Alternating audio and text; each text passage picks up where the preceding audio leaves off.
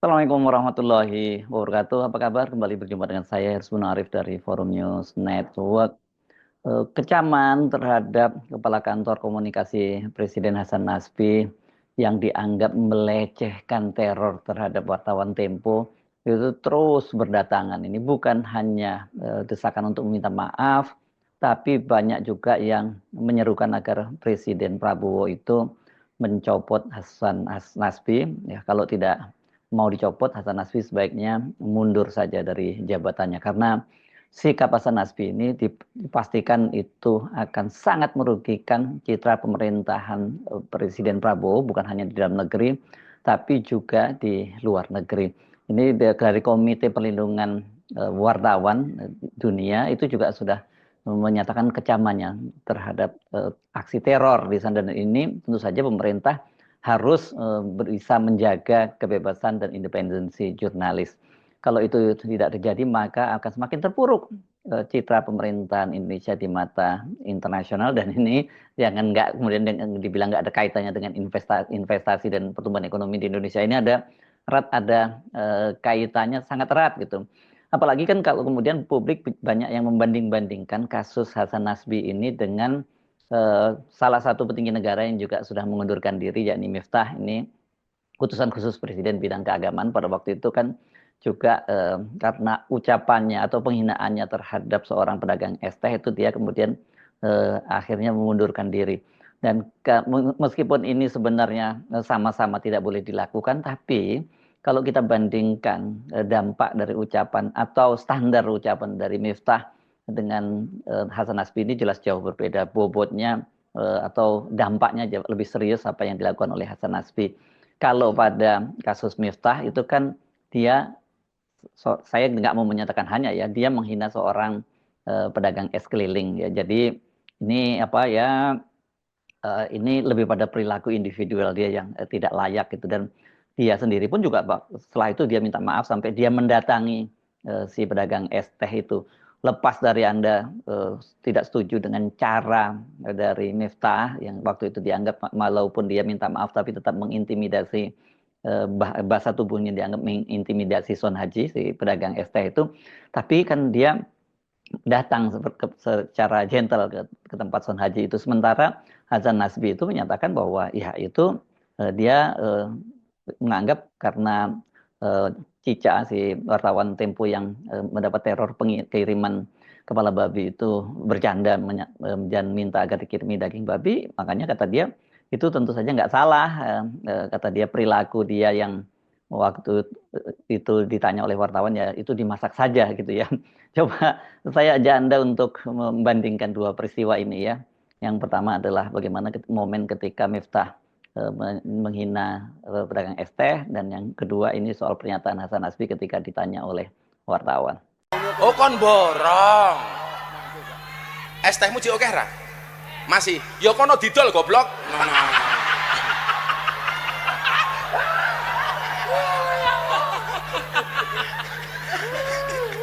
Dolen dhisik, engko lak rong payu wis takdir. Jadi ana cerita tasawuf niku, ana bakul es karo bakul bakso niku jejer.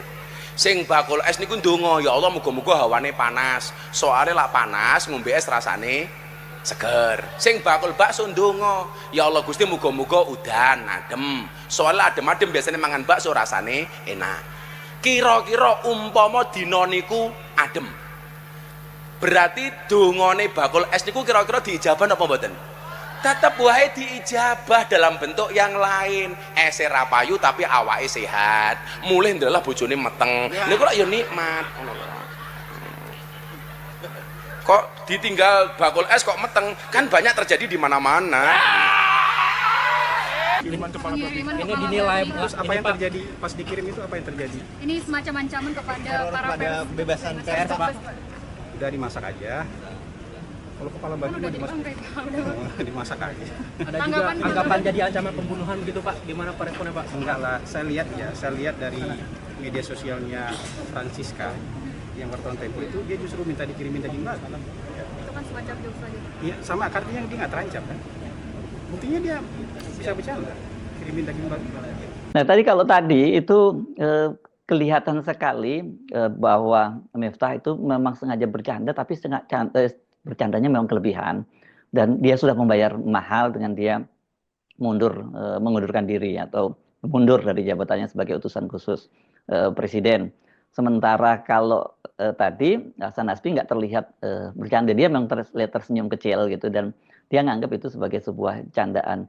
Yang dia lupa bahwa ini persoalannya teror terhadap seorang jurnalis, yang saya kira ini berlaku standar di manapun di dunia ini, bahwa kalau semua negara masih mau dianggap sebagai negara demokrasi, itu pemerintah harus menjamin kebebasan dari seorang jurnalis, kebebasan dari para wartawan.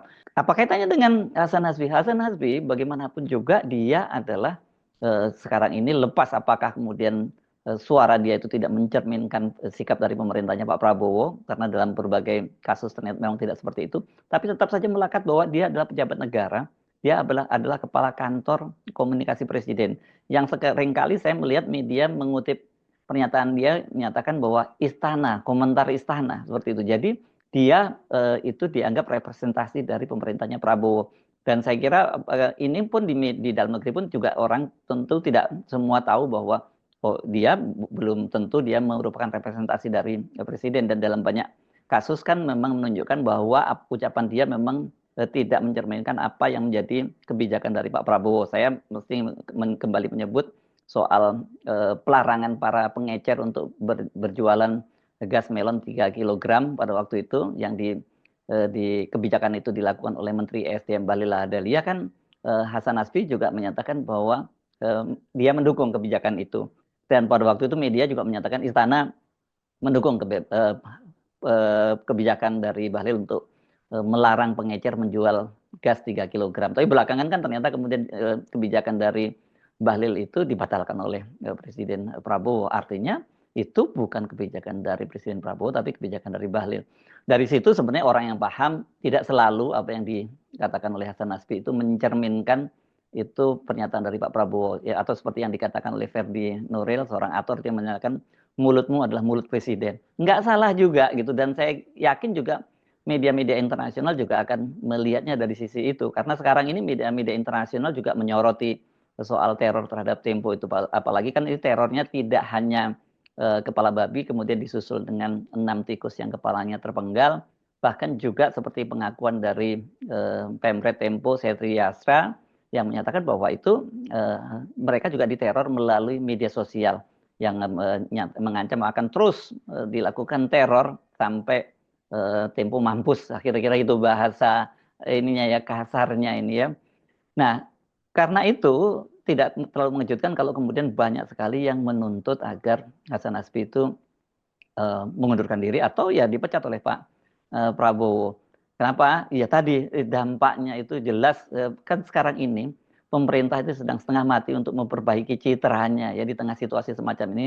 Sekarang baru saja ada antara strukturnya diumumkan dan banyak tokoh-tokoh yang cukup kredibel masuk, dan ini memberikan confidence pada pasar.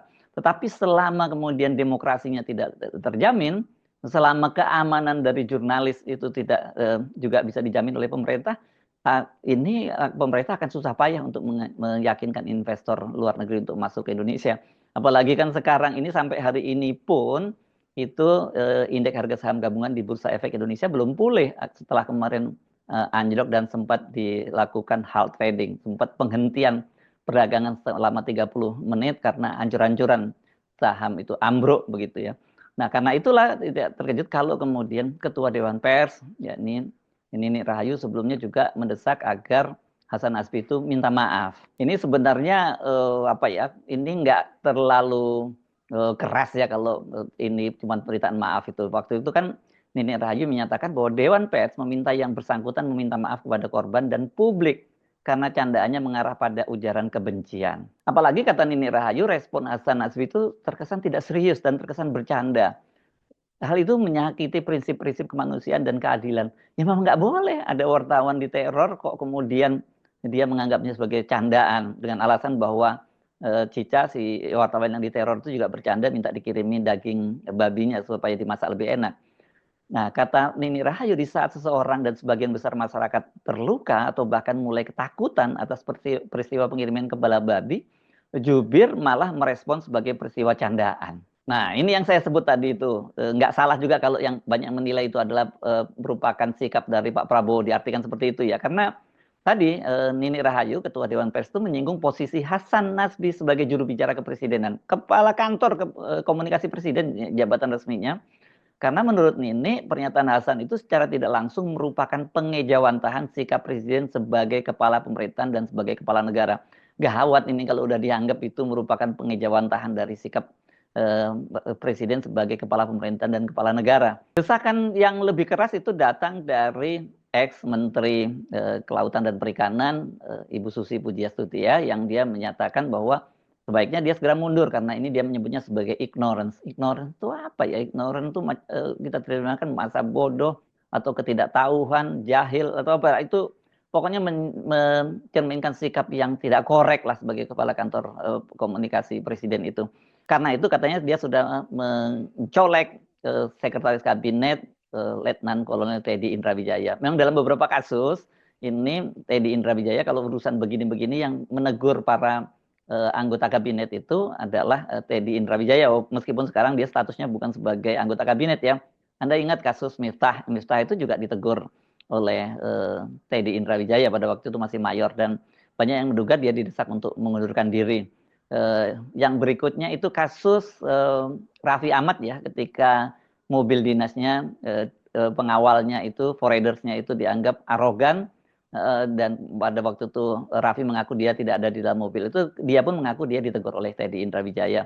Yang terakhir itu yang dipublikasikan ke publik yakni pernyataan dari Menteri Satrio Sumantri Brojonegoro ketika dia diganti oleh Presiden Prabowo sebagai Menteri Pendidikan Tinggi. Dia menyatakan bahwa dia bukan dipecat tapi dia mengundurkan diri, dan sebelumnya dia juga dihubungi oleh Mayor Teddy yang menyatakan bahwa Pak Prabowo itu alergi dengan adanya unjuk rasa. Unjuk rasanya dua ya, unjuk rasa pribadi kepada Menteri Satrio sendiri yang dianggap melakukan kekerasan verbal dan kekerasan fisik kepada anak buahnya, dan juga gerakan mahasiswa yang pada waktu itu memang besar-besaran, yakni Indonesia Gelap. Nah, sementara ini pendiri Lingkar Madani, Ray Rangkuti ini saya kenal sebagai aktivis sejak tahun 98. Dia menyatakan atau tepatnya dia menyarankan sebaiknya saudara Hasan Nasbi itu mengambil cuti atau bahkan mundur dari jabatannya. Mungkin beliau sedang mengalami persoalannya rumit. Dengan cuti, saudara Hasan Nasbi sekiranya bisa lebih fokus untuk menyelesaikan persoalan rumit tersebut, ungkap Ray. Tapi jika memang posisi ini dirasa tidak lagi sesuai dan pas dengan beliau, memilih mundur merupakan jalan yang terhormat. Dan Ray itu menyarankan ya sebaiknya Hasan Nasbi itu kembali ke kampus atau dunia akademik. Kalau saran saya mungkin dia nggak pas lagi lah ya, sekarang dia udah di politik, mungkin kembali lagi sebagai konsultan media karena dia juga tadinya kan punya lembaga survei ya. Kan karir politik dia ini dimulai dari sebagai seorang lembaga survei, sebagai seorang surveyor, dan kemudian dia dikenal sebagai salah satu pendiri kawan Ahok, dan dia juga banyak membantu Pak Jokowi sejak masih di Gubernur DKI Jakarta, dan kemudian ketika Pak Jokowi maju pada Pilpres 2014 dan 2019 dia juga termasuk adalah timnya dari Pak Jokowi yang waktu itu berhadapan dengan Pak Prabowo. Tapi sejauh ini memang belum ada pernyataan resmi merespon apakah dia mau mengundurkan diri atau dia mau cuti dulu seperti yang disampaikan oleh Ibu Susi dan Ray Rangkuti. Bahkan pernyataan dari Teddy juga sejauh ini belum saya dengar, dan biasanya kan dia cukup cepat juga memberikan respon semacam ini. Yang jadi masalah kasus ini kan sudah melebar kemana-mana ya, tidak hanya menjadi konsumsi domestik, tapi sejumlah media asing itu juga sudah menyoroti kasus ini. Memang bukan kaitannya dengan langsung personal pada Hasan Nasbinya, tapi lebih pada terornya itu. Kantor berita AFP yang ini banyak dikutip di berbagai media dalam laporannya berjudul Indonesia Press Freedom Fears After Magazine Send Reds Pighead. Ini artinya kebebasan pers di Indonesia itu dalam ancaman atau mengalami ketakutan setelah sebuah majalah dikirimi tikus dan juga kepala babi, menulis para aktivis itu menyerukan agar kebebasan pers dilindungi di Indonesia, dan para aktivis juga menuntut dilakukan penyelidikan lebih mendalam. Ini adalah tindakan intimidasi yang berbahaya dan disengaja. Itu kata Kepala Program Asia dalam Komite to Protect Journalists, Beh Liye, kepada AFP. Ini Komite Perlindungan Jurnalis untuk Program Asia ini ya. Jurnalis di Indonesia harus dapat melakukan pekerjaannya dengan bebas dan aman tanpa takut akan pembalasan, tambah Liyi. Dan ini AFP juga menyatakan bahwa mengapa terjadi teror itu karena majalah mingguan Tempo itu telah mengkritik kebijakan Presiden Prabowo Subianto. Bukan hanya telah mengkritik, tapi ini kritiknya terhadap pemerintahan Prabowo, majalah Tempo ini sangat tajam gitu ya. Tapi apakah kemudian gara-gara kritik itu Pak Prabowo memerintahkan kemudian ada teror? Saya kira kok terlampau jauh ya. Apakah kemudian juga ada orang di sekitar Pak Prabowo yang marah dan melakukan teror itu? Atau sebaliknya kita juga harus membuka opsi kemungkinan bahwa itu dimanfaatkan oleh kelompok-kelompok tertentu yang ingin menjatuhkan pemerintahan Prabowo. Karena itu supaya pemerintahan Prabowo tidak dituduh semacam itu ya harus bertindak tegas. Sejauh ini respon dari Kapolri cukup positif ya. Kapolri Jenderal Istio Sigit Prabowo sudah memerintahkan Barreskrim untuk menyelidiki kasus ini, dan dia menyebutnya sebagai kasus atensi dari Kapolri. Biasanya kalau kasus atensi itu harus mendapat prioritas gitu ya. Dan Pemret majalah Tempo kan sudah juga melaporkan ke Barreskrim, bahkan juga sudah menyertakan ya beberapa bukti, itu antara lain adalah CCTV, karena di situ terlihat sepeda motor si pengirimnya. Dan jadi kan ini 2 kali ya, kalau yang pertama pengiriman itu lewat kurir, yang kepala babi itu pada tanggal 19 Maret, kemudian baru diterima tanggal 20, dan pada tanggal 21-nya ada pengiriman lagi, malah 22 dini hari ya kalau tidak salah, itu kepala tikus yang itu di dalam kotak kado dan dilemparkan ke halaman dari majalah Tempo. Nah, kalau dengan bukti-bukti semacam itu saya rasa sih polisi kita tidak akan kesulitan ya. Karena apa? Karena polisi kita canggih banget kok ya, apalagi ada dengan modal CCTV itu. Dan sejauh ini menurut Direktur Tindak Pidana Umum Barreskrim Mabes Polri, Brigjen Johandani, ya ini mereka sudah mendapat petunjuk yang cukup kuat dan mereka sedang mengejar seseorang ini yang di situ terlihat di CCTV itu. Dari situ diharapkan itu kemudian ini bisa segera ditangkap. Saya yakin ini, sekali lagi saya menyatakan kalau serius ini polisi sangat mudah kok. Selain ada CCTV kan ada juga teror melalui cyber ya, melalui akun Instagram. Ini gampang ini kalau polisi kita cybernya juga jagoan. Jadi harusnya kita berharap dalam waktu dekat ini sudah diketahui siapa pelakunya dan sudah bisa ditangkap. Karena dengan begitu jadi jelas duduk persoalannya, tidak menimbulkan satu ketakutan terhadap para jurnalis, terutama para jurnalis Tempo, dan juga kemudian yang kedua menimbulkan citra yang negatif terhadap kebebasan pers di Indonesia di mata internasional. Yang ketiga ini nanti supaya jelas ya duduk persoalannya agar pemerintah tidak selalu jadi kambing hitam. Ini sekarang pemerintah lagi babak belur betul loh citranya, terutama berkaitan dengan pengesahan RUU TNI ini. Sampai hari ini masih terus berlangsung berbagai unjuk rasa. Misalnya yang kemarin yang sangat keras itu terjadi di Malang ya, sampai terjadi bakar-bakaran itu kantor DPRD Kota Malang dibakar. Kemudian hari ini di Surabaya itu terjadi aksi unjuk rasa yang sangat dihadapi dengan tegas atau keras ya, ini karena kemudian saya lihat video-videonya itu mahasiswa atau pengunjuk rasa itu kemudian disemprot dengan water cannon gitu. Dan juga ada terjadi berbagai daerah itu terjadi tindak kekerasan terhadap para pengunjuk rasa. Ini kalau terus-menerus semacam ini menghadapinya itu bisa berbahaya loh buat citra Indonesia, makin terpuruk citra Indonesia ini. Padahal kalau dihadapi dengan cara yang lebih elegan, dijelaskan pada publik, ini kan seharusnya tidak sampai berlarut seperti ini undang-undang RUU TNI ini. Belum lagi nanti ada RUU Polri dan sebagai kejaksaan yang dipastikan itu akan menghadapi aksi-aksi yang penolakan yang sangat keras dari kalangan civil society dan mahasiswa.